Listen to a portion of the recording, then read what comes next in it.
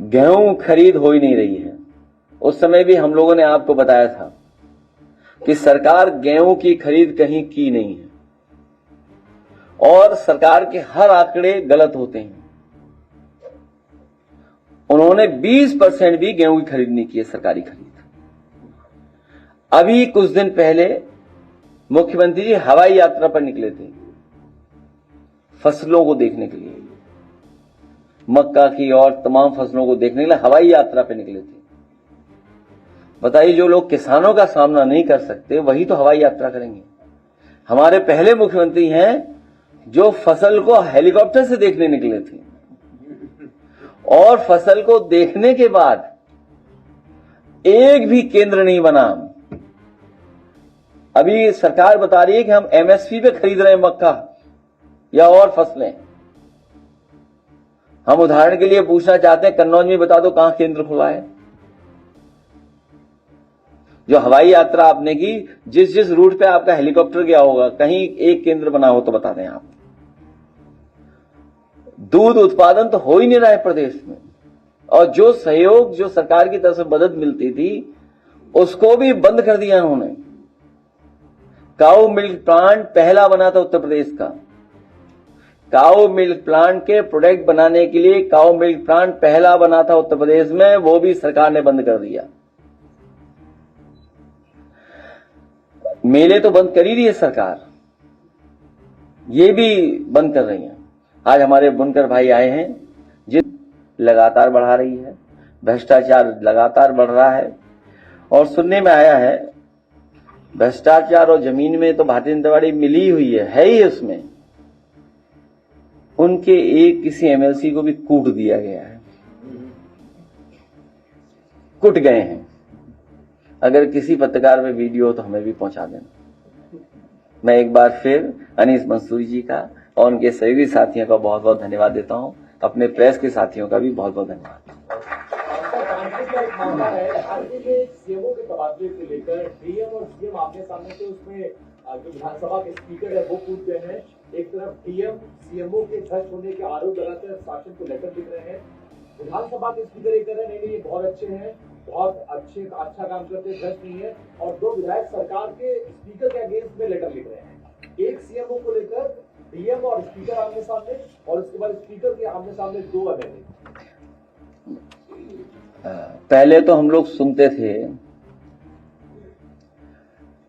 DCM और OCM में लड़ाई है,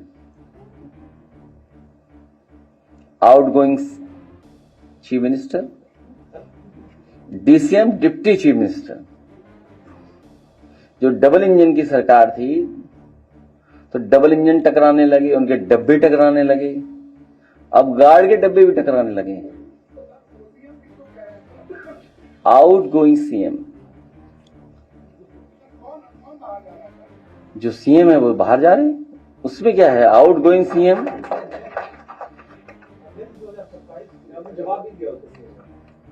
नहीं, वही जो इंजन टकरा रहे थे, डब्बे टकरा रहे थे, तो अब सब टकराएंगे।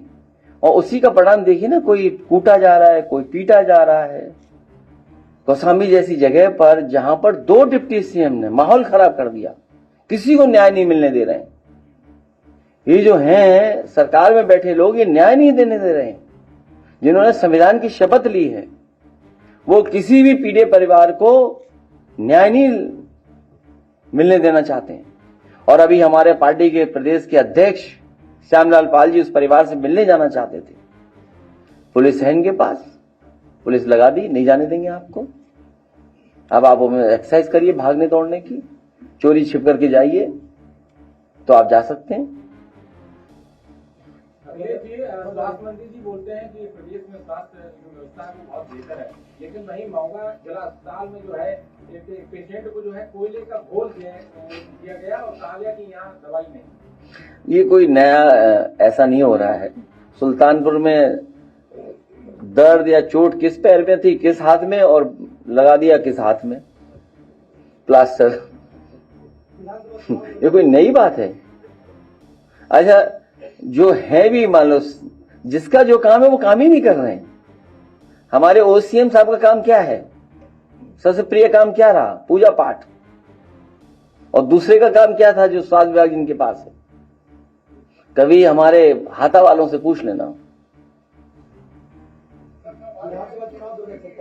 तो उनसे क्या उम्मीद करोगे कि इंस्टीट्यूशन चलेंगी?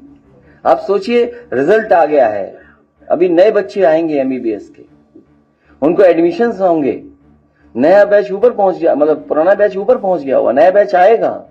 आपके मेडिकल कॉलेज की स्थिति क्या है? क्या इंफ्रास्ट्रक्चर है? अगर मेडिकल कॉलेजेस में इंफ्रास्ट्रक्चर नहीं होगा, प्रोफेसर्स नहीं होंगे, पढ़ाने वाले लोग नहीं होंगे, तो हम कैसे डॉक्टर्स को तैयार कर रहे हैं? और फिर यही होगा कि कोयले का घोल पीजिए आप, गलत इंजेक्शन लग गया, जान गई। आप कहोगे बाएं हाथ में प्लास्टर, वो दाएं हाथ में बांध देंगे।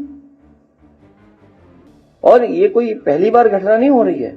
अगर आप 8-9 साल 10 साल का हिसाब किताब निकालेंगे तो न जाने कितने ऐसे निकलेंगे आपको उदाहरण कि जहां पर नेग्लिजेंस की वजह से जान गई है, ओवरडोज की वजह से जान गई है। एंटीबायोटिक दे दिया आपको, दवाई, क्योंकि गरीब सोचता है दवाई नहीं मिलेगी तो हम ठीक नहीं होंगे, ओवरडोज दवाई दे रहे हैं, गलत दवाई देकर के जान गई लोगों की।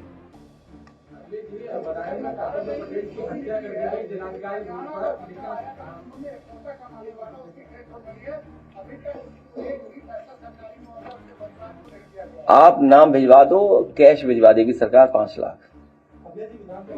मुआवजा नहीं मिलेगी, सरकार मुआवजा नहीं देगी, सरकार स्वीकार नहीं करेगी।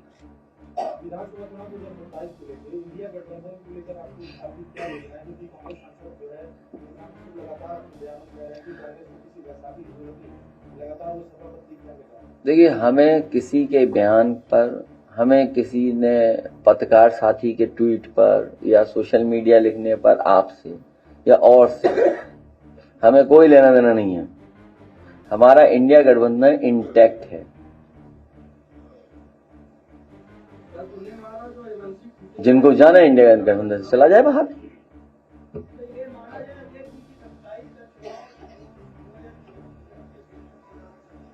इंडिया गठबंधन लड़ेगा चुनाव।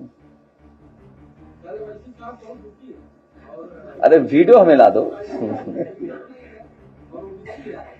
अब मुझे नहीं पता कौन है, लेकिन मुझे जानकारी मिली है कि एक एमएलसी साहब कोई जमीन और लेन देन और बंटवारे को लेकर के कूटे गए हैं।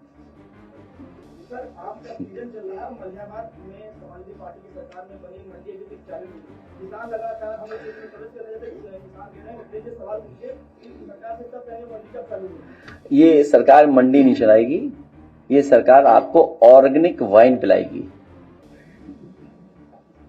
आम की, जामुन की या और ऑर्गेनिक चीजों के प्रोडक्ट्स की। सुना है मैंने, किसी अखबार में केवल हेडलाइन पढ़ी थी, पूरा अंदर से नहीं पढ़ा था मैंने। सुना है कि आम नहीं, सरकार आम पे ध्यान नहीं देगी, अब वाइन पे ध्यान देगी।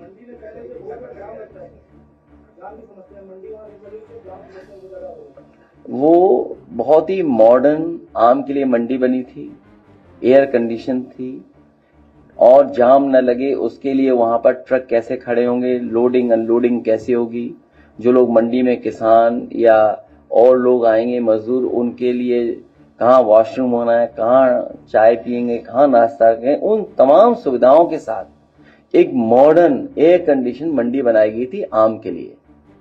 लेकिन ये सरकार कारोबार, रोजगार, उस पर ध्यान नहीं देती है, क्योंकि कारोबार हमें जोड़ता है, उद्योग हमें जोड़ते हैं, इसलिए उद्योग कारोबार इनके एजेंडे में नहीं है, नौकरी इनके एजेंडे में नहीं है, इनके एजेंडे में महंगाई है, इनके एजेंडे में भ्रष्टाचार है, इनके एजेंडे में अन्याय करना है, लोगों को डराना है, इनके एजेंडे में अगर आपने सच बोल दिया तो पुलिस भेज देंगे आपके पास।